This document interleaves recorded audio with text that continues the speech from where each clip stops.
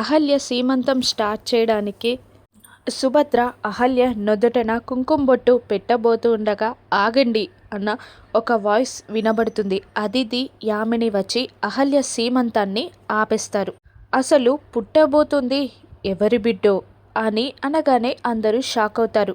ఏ ఇంటి వారసుడో అని మళ్ళీ అతిథి అనగానే అహల్య చాలా భయంతో వణుకుతూ ఉంటుంది. అతిథి మాటలకి సుభద్ర, భానుమతి, అర్జున్ ప్రసాద్ కూడా షాక్ అవుతారు. యామిని ఇంకా తగ్గకుండా ఇలా అంటూ ఉంటుంది. అసలు ఈ అహల్య పెళ్ళయ్యాక ప్రెగ్నెంట్ అవ్వలేదు, పెళ్ళికి ముందే ప్రెగ్నెంట్ అని అనడంతో అందరూ షాక్ అవుతారు. భానుమతి కోపంతో ఊగిపోతూ ఉంటుంది. అహల్య ఏం మాట్లాడకుండా భయంతో వణుకుతూ ఉంటుంది. గౌతమ్ బంగారు గాజులని తీసుకొని పరిగెత్తుకుంటూ వస్తూ ఉంటాడు.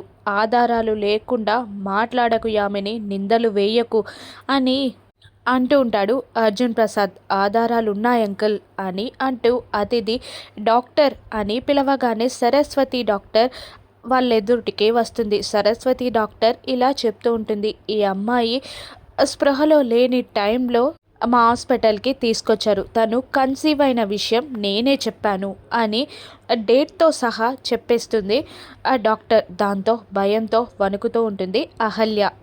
ఒసై పాపిష్టిదానా అని భానుమతి కోపంగా అరుస్తూ అహల్య జుట్టు పట్టుకొని పైకి లేపి అందరూ చూస్తూ ఉండగానే అహల్యని బయటికి లాక్కెళ్తూ ఉంటుంది.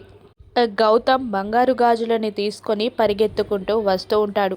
అహల్య జుట్టు పట్టి మెడపట్టి బయటికి గెంటేస్తుంది భానుమతి.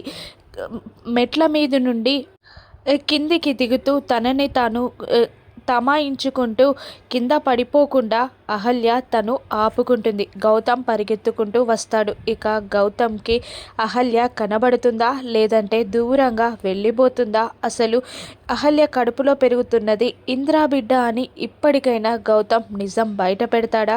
గౌతమ్పై పడిన అపార్థాలు దూరమైపోతాయా? అహల్య కూడా గౌతమ్కి దూరం అవుతుందా?